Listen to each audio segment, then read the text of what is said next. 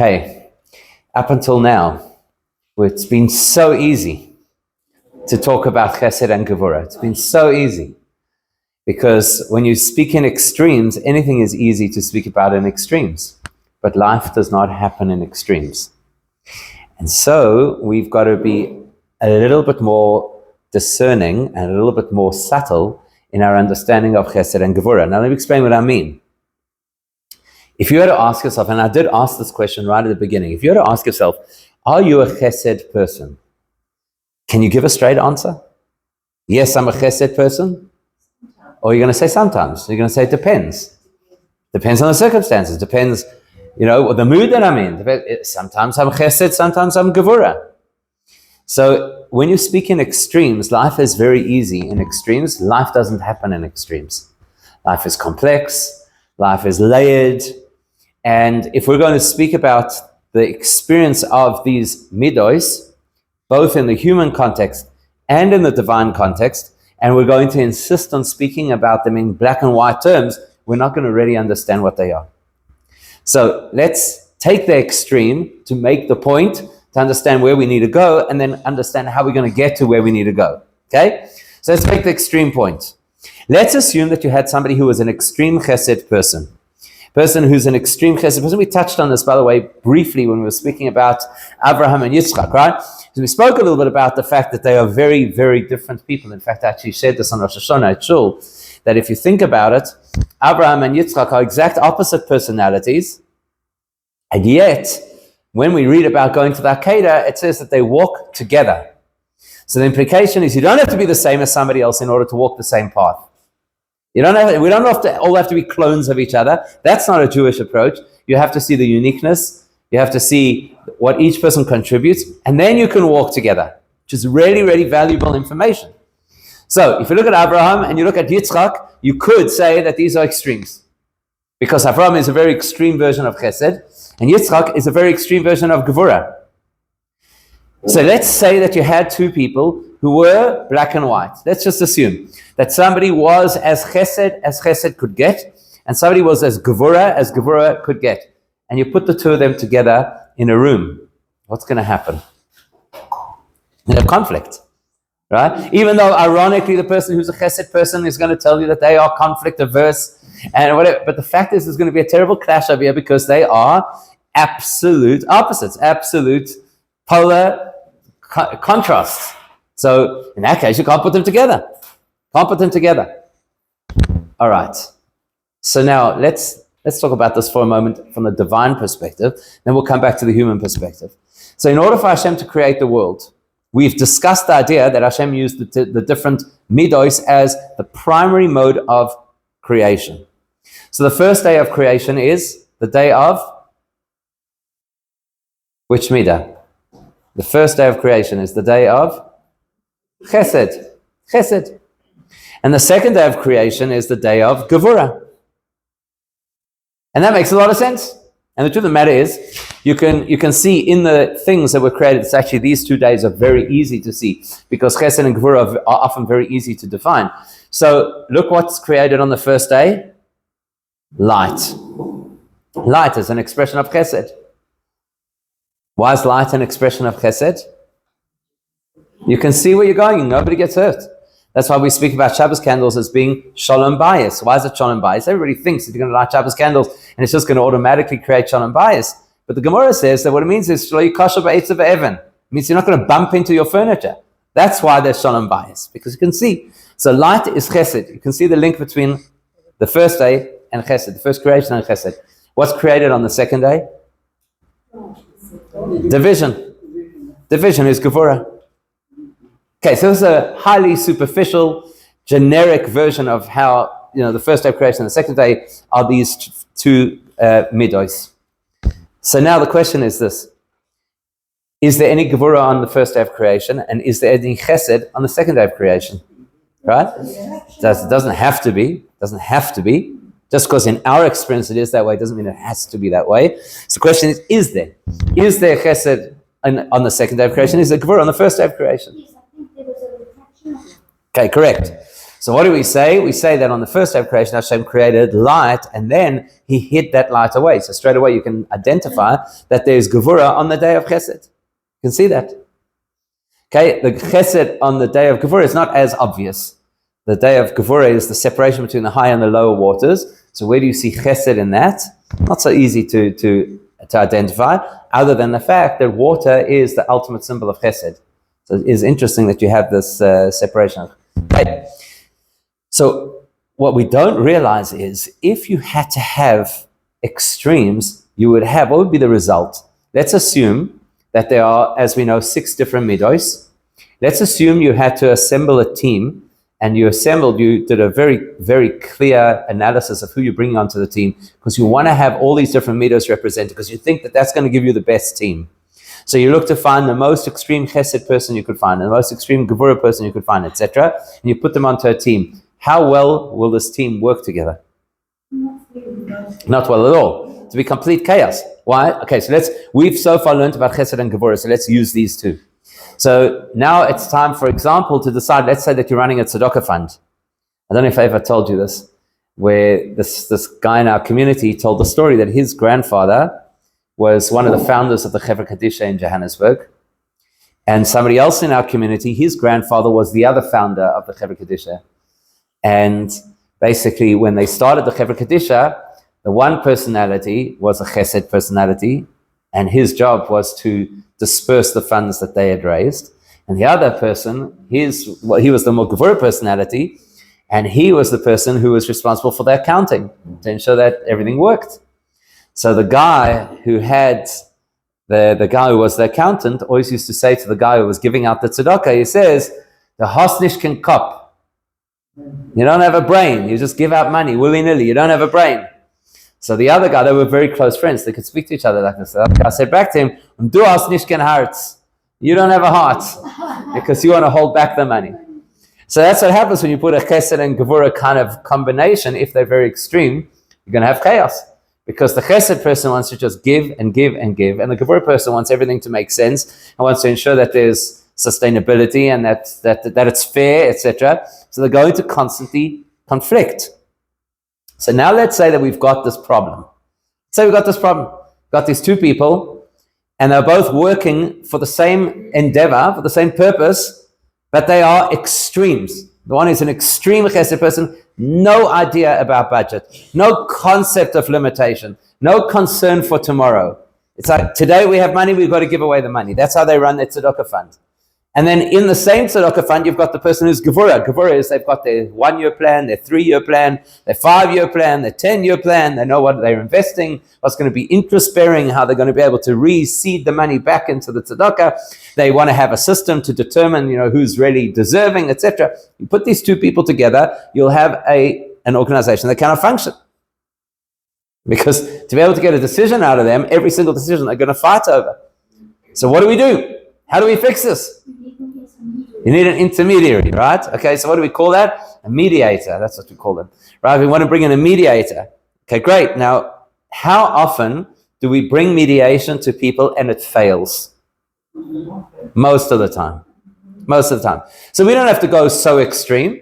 Have a look at shalom bias issues where you have a couple that's in conflict and they go to somebody for guidance, for mediation, for therapy, whatever the case. How often does it not work? Often. How often do you have people who were in business together and then they had a conflict and they had a fallout in the business, they go to arbitration, they go and it doesn't work out? How often? So it's all very well for us to say you've got to bring in a mediator, but the question is, how do you ensure that the mediator is successful in the mediation? What is the secret? What's the secret of a good mediator? It's got to be objective. It's got to be objective. True. Can't be involved. Okay, so that's objective. So what else? It's got to be diplomatic. Diplomatic might not help. No. Right? If you really want to mediate, sometimes diplomacy doesn't help. Sometimes you have to have the opposite. Sometimes you've got to actually say, this is how we're going to do it. It has to have Tiferes. So, no, we're not talking about Tiferes. We're going to get to Tiferes. Not talking about Tiferes. I know that doesn't. So there are two things that could work for a mediation. Either the person has to be brilliant, or they have to be at such a level of respect in the eyes of both parties that they will defer to his opinion. That's how you get the most successful kind of mediation. In other words, let's put it this way. Let's say that you've got kids in a classroom who are having an argument, and the argument is getting very heated, and they're at the point now that somebody's about to take inappropriate action. So they're screaming and they're shouting and they're calling each other names and whatever the case is. Next thing, the door of the classroom opens and in walks the principal. What happens? That's it. It's over. I'm not saying that they've now made up and they're now friends, but the conflict ceases immediately. Why? Because there's somebody of authority who's come into the place, and because everybody defers to their authority, so you've got to stop screaming at each other. So the one way that you can mediate conflict... Conflict that's being stopped, being coming together and fighting, the conflict hasn't been resolved. It hasn't been resolved. No. Correct, exactly. The conflict hasn't stopped. Well, it's stopped without being resolved. That's So for now, there's no conflict. As soon as that person leaves the space, then they'll go back to the conflict. Okay? That's the downside of the authority figure. The authority figure commands authority as long as they're in the environment. When they're not in the environment, it's like nothing happened. So we have a really, really good example of this. It's not dafka in conflict per se, but it's a great example of the point. When we stand at Har Sinai and Hashem is speaking to us, we are 100% on board, dedicated, Nasev and Ishma, whatever you want. Then Hashem moves out of our line of sight. What happens? We make a golden calf. So that's the downside of the powerful authority figure, is that while the authority figure can overwhelm everybody so that everybody conforms, that's only as long as that authority figure is in the space. So therefore, who's the better mediator? The person who's really, really smart, the really, really bright person. Why? Because the person who's really bright, what are they going to do? What do we really need in order to resolve a conflict more than anything else? What do we need to do? Compromise. No. Yes. See, the downside of compromise is that everybody feels hard done by at the end. Whereas when people feel that they've been heard and seen, then they're more amenable to actually working things out. So that's where the genius of mediation comes in, is the person who enters the space and says, now let's understand who you are, what drives you, why you feel this way, how come this is such an important thing for you, what irritates you about the other position, etc. And this is where the genius comes in, once they've listened to both sides and they've really unpacked where each person stands, the genius is to show them, and this is how you could benefit from the other perspective. But first, you have to have the person feel that they were really heard. And then when they were really heard and they weren't judged, then you could say, and. You know what they say? One of the most important things to do in any form of conflict resolution is that you never use the word but. Because but is dismissive. It's okay, I hear what you're saying, but. Well, that basically means not hearing what you're saying. Whereas if a person says, I'm hearing what you're saying, and what you're effectively saying is what you're saying is valid, and there's other information to bring to the table. So the person who's really smart, the person who really gets into the detail, so not only are they genius, but they're also interested in what everybody has to say. That is somebody who can bring a person to a point of confidence where they can say, okay, I feel held, I feel heard, I feel seen, and now you could tell me what the value is of having this other perspective. So we've learned so far in our analysis of the Sephiros, we've learned that you start, the beginning of the Sephiros is in the world we call Moichin, which is the world of intellect, and then the Sephiros evolve into the world called Middos, which is about subjective responses. And in the world of Middos, that's where all conflict can potentially happen. And think about that just in really simple terms. If you're learning, for example, about arithmetic, the likelihood of conflict is extremely low, right? So the teacher gets up in front of the class and says, 2 + 2 = 4. Likelihood is there's not going to be a major debate about this, right? Because it's pure moichin, it's pure intellect. The minute there's middos involved, middos means bias, middos means subjectivity. The minute there's middos involved, expect an escalation of conflict, because now it's personal. So if instead of having a conversation about maths, we had a conversation about behavior, about philosophy, about religion, about values, expect a debate, because now this is personal. So how do you resolve debate that is raging between middos? You have to introduce more moichin. How do you overcome conflict? Conflict is always when it's about me. And so the way to resolve conflict is I've got to bring back the objectivity about what is right rather than what I feel. Okay? So it's time to think about it just for a moment without going through the list. But think about what are some of the most controversial topics in today's society. Just think, whatever comes to your mind. There are a number, right? I'm sure there are many, right? The internet, gender, environmentalism, veganism, women's rights, all these kinds of things, right? Whatever it is, the only reason people get so worked up around these issues is because of their personal investment in whichever side of the issue they're on. Whereas if theoretically you could step out of all of that and just analyze things objectively, you wouldn't have the same degrees of conflict. But it's difficult because people are invested. So what is the secret of settling conflict? Moichin. Intellect. Logic, no? It's not always logic. It's understanding as well. Understanding means that I can understand something that wasn't necessarily logical to me. So let's talk about this in very simple terms. Very simple terms. There's a guy I know, he has a good line. The good line is, all human behavior makes sense once you have enough information. Mm-hmm. And if you think about it, that's a great line. Why? Because the reasons that people are in conflict very often is because they're convinced that the other person's point of view doesn't make sense. You're crazy. How could you think like that? You're crazy. There's another person I know who has a saying. They say, everybody's meshuggah except our family.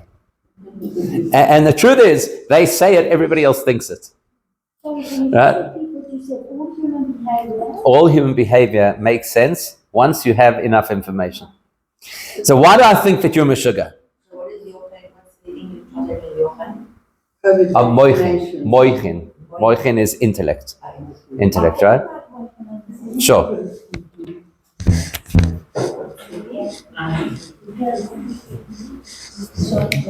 Okay. So why do I think you're meshuggah? This is not personal, by the way. I'm not talking to you. But why do I think you're meshuggah? Because I've never taken the time to understand where you're coming from. It's far easier, and this is what fundamentalism is, it's far easier to be dismissive of another point of view and just say it's crazy, rather than to try and understand it. And you know what the maddest part of it is? When we actually open ourselves up to hear and understand where somebody else is coming from, sometimes it's genius, it's not meshuggah. Isn't it an arrogance where you know? I don't know if it's necessarily always arrogant, it's bias. We are so used to our way of thinking, and more importantly, we are so used to the things that we feel that it blocks us from being able to hear and understand what somebody else is saying. Arrogance could mean that I believe I'm somebody special. I don't have to be arrogant. You don't have to be an arrogant person. You do have to be a humble person to hear another perspective. You don't have to be an arrogant person to block another perspective. You could just simply be self-interested, which we are by nature. And not mixed. Yeah, correct. So what goes on over here? You've got Chesed and Gevurah, right? You've got Chesed and Gevurah, which are by nature in conflict. By nature, Chesed and Gevurah they're not friends. By nature, they're opposites. Chesed wants to be extroverted and reach out. Gevurah is introverted. Chesed wants to share and give. Gevurah wants to protect and hold. Chesed wants to share without limits. Gevurah wants everything to be budgeted. They are complete opposites. So how could you ever have a collaboration between Chesed and Gevurah? You have to have Moichin, which is primarily what we call Chokhmah and Bina. So Chokhmah, if it's introduced into the space, will have one kind of an effect on the Middos, and Bina, if it's introduced into the space, will have a different kind of effect on Middos. So that's really valuable for us. Now that we've learned Chokhmah, Bina, Das, Chesed and Gevurah, so it's useful for us at this point now to track back a second and say, these don't live independently of each other. Chokhmah can work on the system and have a positive effect on the system, and Bina can work on the system and have a positive effect on the system. We've already learned that Da'as is not something that is, so to speak, independent of Chokhmah and Bina. It's basically the consolidation of information from Chokhmah and Bina. So we're going to leave Da'as for now. But Chokhmah is going to have one kind of an effect, and Bina is going to have another kind of an effect. Now, before we can get there, let's go back a step to the beginning of creation, because there's a very important piece of information that is hidden in the first lines of creation, the second verse in the Torah. So what does the Torah tell us? Bereshis bara Elokim es hashamayim v'haaretz. In the beginning, Hashem created the heavens and the earth, and then it says what? V'haaretz hoisa toihu v'avoihu v'choshech al pnei tohim, which is essentially a description of chaos. Toihu v'avoihu is chaos and darkness, and even tohim, which really represents the oceans, except that the oceans weren't yet created. So tohoi means the abyss. It means something, again, which is chaotic.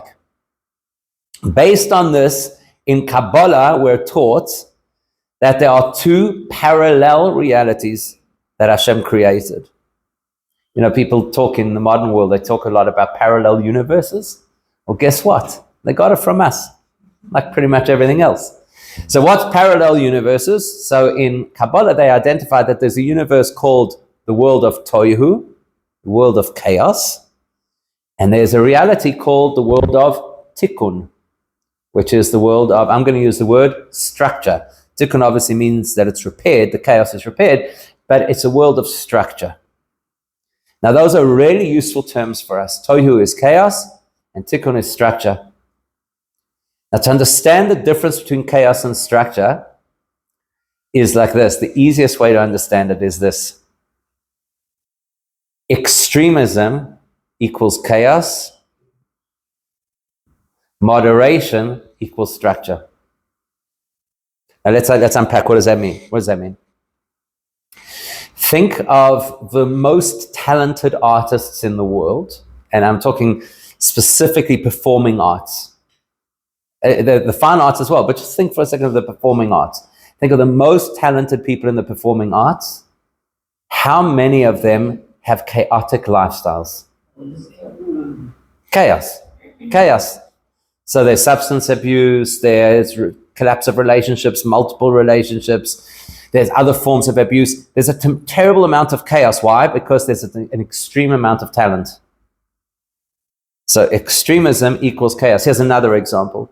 Imagine, and this is exactly what we're going through right now, imagine you're trying to take somebody who is a fundamentalist in their religious beliefs, and in their religious beliefs they believe that they have the right to kill infidels, and try to put them at a table to have a conversation with somebody who's an extremist in their belief that we have an ancient eternal heritage that was given to us by God himself.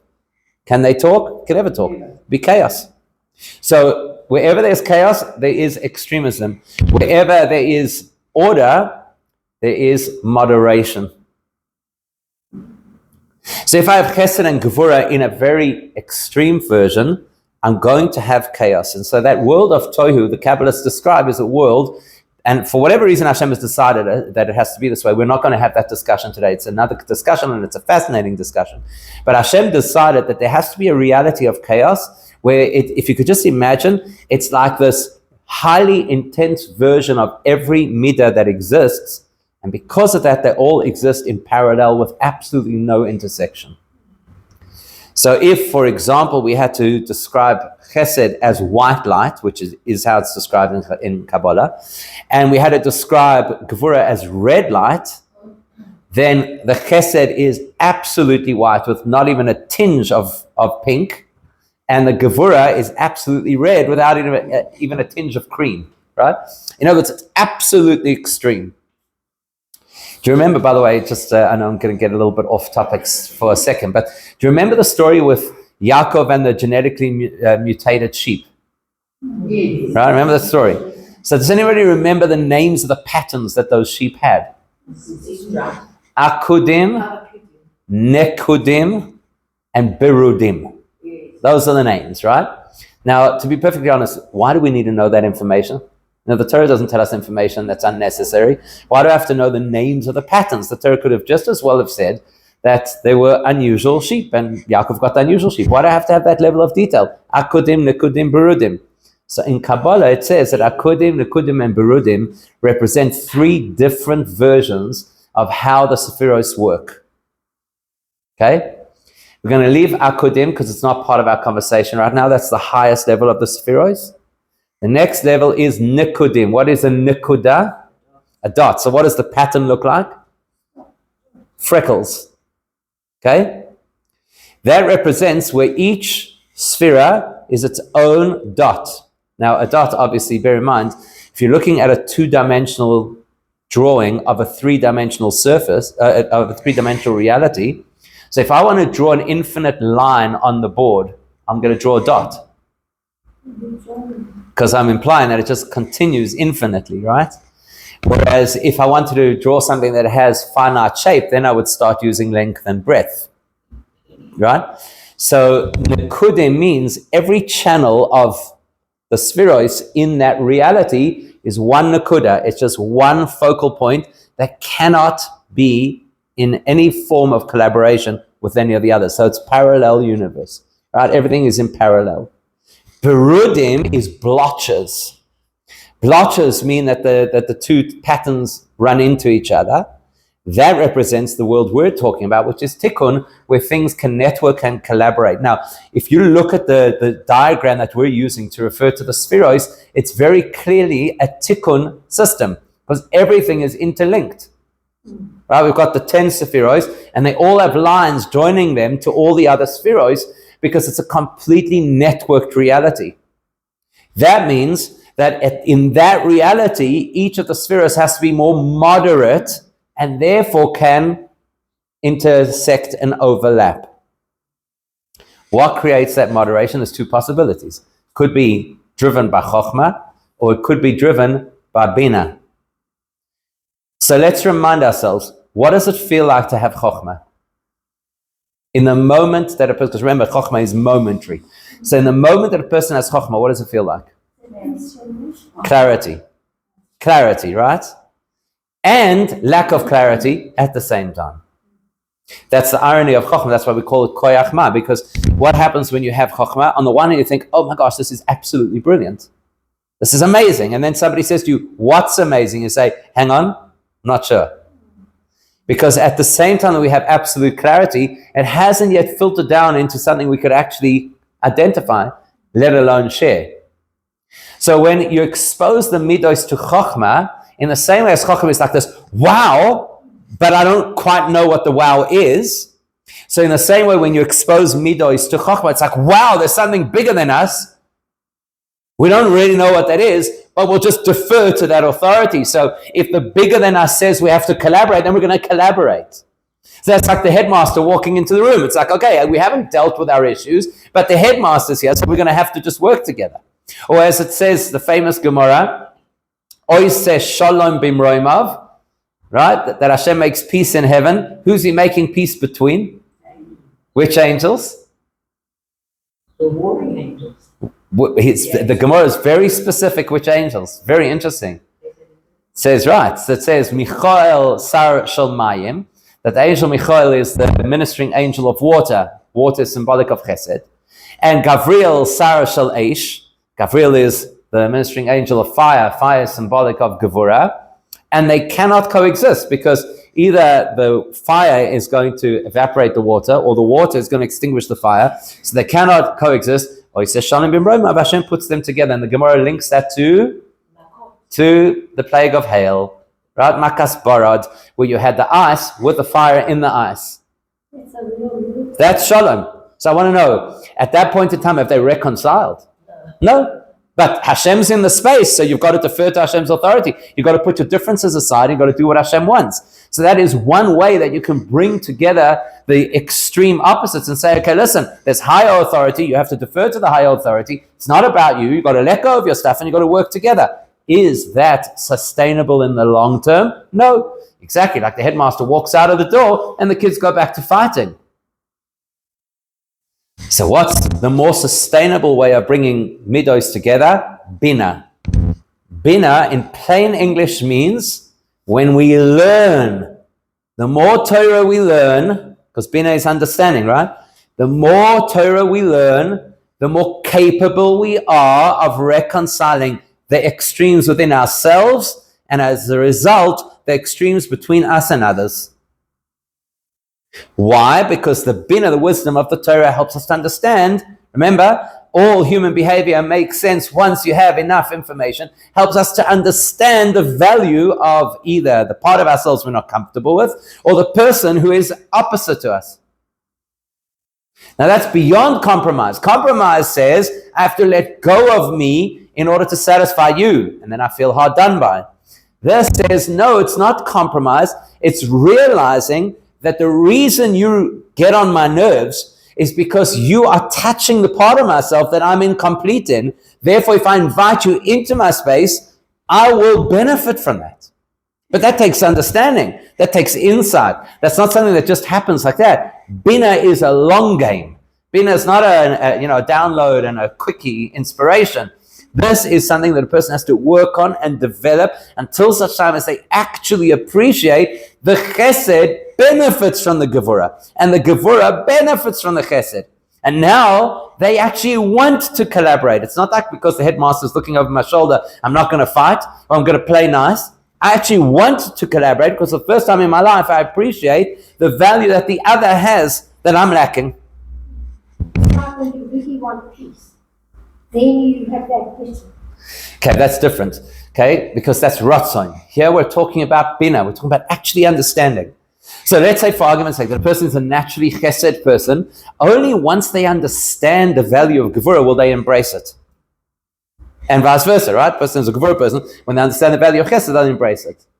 It seems like there's always one side that may benefit that much more for that reason. Or what is like if the one person benefits a lot from what's lacking that they see. The other one, what is the other one lacking? What is the other one seeing?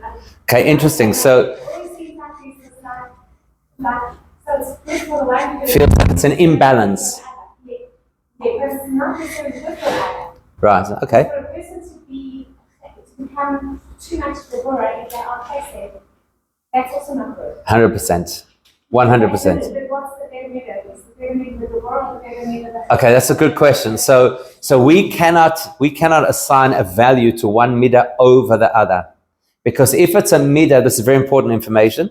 If it is a midah kedosha, it is of equal value. So the distinction is not which is better, chesed or gevurah. The distinction is which is doing what Hashem wants and which is doing what is natural for me. So if, let's say, I'm naturally the chesed person, and therefore I need to learn to be able to do what Hashem wants, could be that the greater value for me lies in gevurah. And vice versa, right? If a person is a Gevurah person and what Hashem wants from them is chesed. So what we're starting to see over here is that the real value, the maturing of a midah is when you see the midah not just as is, but when you see the midah as having collaboration with a different midah. In other words, let's say an immature version of chesed. Immature version of chesed is children. Children have, because they're immature, so their middos are immature. Right? Lefi sichloi yehulol ish. A person is praised according to their seichel. So as your seichel develops, so you mature. And by the way, that's why being a child is not about age. Unfortunately, some people don't mature. They don't develop their seichel. They don't have the benefit that we have to sit and learn this kind of information, Hashem's wisdom about life. So how are they supposed to mature? But as a person matures, so they realize that the middos are much more complex than we thought, and therefore they need that complexity in order to be robust. So the child is immature because the child is a child. So in a child's world, things are pretty black and white, which means either you're a good person or you're a bad person, right? Either I'm kind or I'm cruel. Either I love or I hate. That's very much how a child kind of, it understands and decodes the world. As we grow up, we realize, you know what? The person who I thought was so perfect is not so perfect. And it doesn't mean they're a bad person. It means that this is what I like about them, or what's positive about them, is what's not so positive about them. So we start to mature the process. Now, the same thing happens with chesed. When we began this conversation, we all believed that chesed is good. And that, I think, is a very common perception that people have. Chesed is good. You want to be a kind person. And that's what I said right in the beginning when we spoke about chesed. You have all these campaigns, What do the campaigns say? Be kind. That's not a fully developed campaign. Yes, of course, you've got to be kind. Absolutely, you've got to be kind. And at the same time, you also have to know that kindness sometimes is not healthy. Right? So now let's have a look. Let's have a look at a calibrated version of kindness, where kindness is learning from Gevurah. What we will call, now it's very important also just to clarify how this works. So we'll speak about, for example, Chesed she bi Gevurah, or we'll speak about Gevurah she bechesed. So we'll speak about the Chesed within Gevurah, or we'll speak about the Gevurah within Chesed. Now, anytime we use that kind of an expression, you've got to just think about it. If I'm saying, let's start with this one because it's the first in line, right? If I'm saying Gevurah she bechesed, what am I describing? Am I describing the trait of Chesed, or am I describing the trait of Gevurah? I'm saying Gevurah she bechesed. I'm describing the trait of Chesed, right? And I'm saying within Chesed, this is the Gevurah modulation of Chesed. So here's an example. Let's see if we can work this out together. A parent is approached by the child because the child wants to have yet another sucker. So let's have a look at the parent who responds in pure, unmitigated Chesed fashion. What does the parent say to the child? Of course, I would hate to, God forbid, withhold anything from my child. Right? Exactly. So that's Chesed. Now let's analyze. Is that Chesed healthy? No. Definitely not. Right. So now let's use the opposite extreme. What's the opposite extreme? The opposite extreme would be just pure Gevurah. So if it's just pure Gevurah, how many suckers has the child had? None. Right? Because it's absolute Gevurah. And absolute Gevurah is no child of mine is going to put that rubbish in their mouths. Okay? Is that healthy? No. It might be medically healthy for the child not to have all that rubbish. And simultaneously, it might be psychologically damaging to the child that it's always no. It's always no, no, no, no. Okay. So let's go back now to Chesed. So we want Gevurah she bechesed. We want to have appropriate Gevurah within the context of Chesed. Chesed is I want to be kind, I want to give to my child, and Gevurah she bechesed. So what's that going to look like? Have one sucker. And we're going to have a conversation, and it's not going to be heavy. It's going to be in a calm environment before we get to the party. I'm going to tell you that this is how we're going to do things. You're going to have one sucker, and zehu. So what is my goal? My goal is Chesed. My goal is I want to give. That's my goal. My goal is Chesed. And how am I dressing it? Big Gevurah. Why am I doing that? Because I have a bit of seichel. Bina, my understanding of, on the one hand, the health hazards of the rubbish they give out at parties, and on the other hand, the value of the relationship, and the child shouldn't feel that it's always being shut down or whatever. So I put that all together. I have an understanding of how this all works, and therefore I appreciate that there's room for Gevurah in order to share Chesed. You use that Bina to explain to the child. Well, that's a good question because it depends on the age of the child. So it's got to be an age-appropriate explanation. The Bina that I have should be more advanced than the Bina I can share with the child. One day the child will reach that age. So let's fast forward now. Now the conversation is no longer about suckers. Now the conversation is about social media or about whether you can have a cell phone, right? Now, I'm going to use the same concept, right? If I'm the pure Chesed parent, I'm like, oh, my poor kid, everybody else in the class has a phone, and I only know that because you've told me. I haven't independently fact-checked it because it's Chesed, and everybody else has a phone, and nobody has a filter on their phone, and everybody has a social media account, and how could I, God forbid, withhold from my child? So the Chesed parent just says, here you go, we're going to get you a 10,000 Rand phone. Okay, the Gevurah parent is going to say, no child of mine is ever going to have a phone. There's nothing to discuss. I don't care if you get left out of all the social activities in your class because you don't have WhatsApp. That's just unfortunate, but right? That's the pure Gevurah parent. But what we really want is we want Gevurah she bechesed. We want to have a measured version of being chesed to our children, which is, of course, I want you to be part of the society. Of course, I don't want you to be left out and you don't ever hear the messages of what your friends are doing on a weekend because nobody phones anymore and it's all on WhatsApp and you're not going to have WhatsApp. So I want you to have that. And there's going to be Gevurah, which is we're going to have rules about this phone, and you're going to have hours on the phone, and there's going to be parental supervision on the phone, and there's going to be filters on the phone. All of that is the Gevurah Sheba Chesed, to ensure that the Chesed I'm sharing is actually beneficial. At that age, I'm going to share the Bina with them as well, because if a child is old enough to have a phone, they're old enough to have that conversation. And if they're not old enough for that conversation, they clearly shouldn't be having a phone, right? So as we go, so we calibrate what it is that we're doing. Now let's take it to a more extreme version. You ready for this? A much more extreme version. So your child has done something that they should never have done. It was a red line. They crossed a red line. And you have to now discipline them, because what they've done is bad. Bad for them, bad for the family, whatever it is. They've done something that was really, they crossed a red line. And now you're going to discipline them. Is this chesed or gevurah? What? It's chesed shebigvura. In other words, my overriding response has to be gevurah, because discipline is a gevurah expression, right?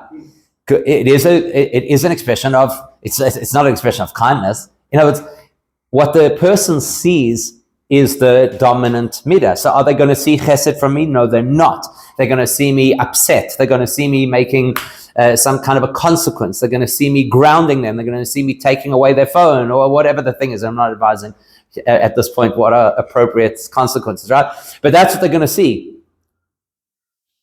What's chesed shebigvura? The only reason I'm doing this is because they will benefit. That's chesed shebigvura, right? Tough love. Chesed shebigvura. The chesed is inside the gevura. It's actually the chesed that is causing me to express gevura at this point in time. If I didn't care, I wouldn't discipline them.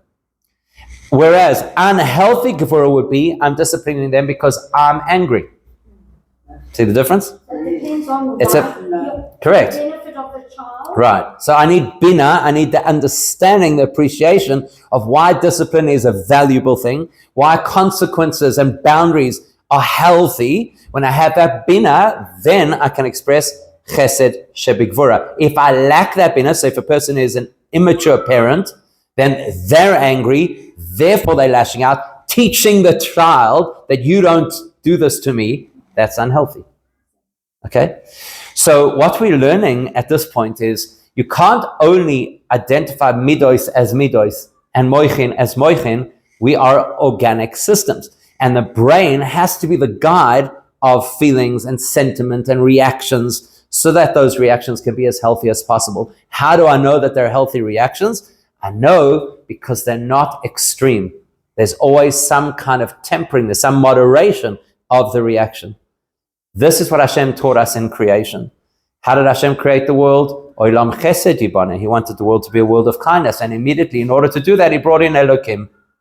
If I want to show you chesed, I have to hold back, because if I'm going to overflow all of the energy of chesed that I have, you'll be irrelevant. You won't have the opportunity to make choices. You won't have the opportunity to identify as a person, because you'll be overwhelmed by the revelation of my being. So in order to create the world, it is Gevura Sheba Chesed. Hashem's world is a world of Chesed, except in order to share that Chesed, it has to be done with filtering, with calibration. Okay, so that's a really, really valuable piece of insight for us. That, until a person is using Bina, true understanding, Middos will go wild. When we use Bina, Middos are very healthy and very productive. That is a variation.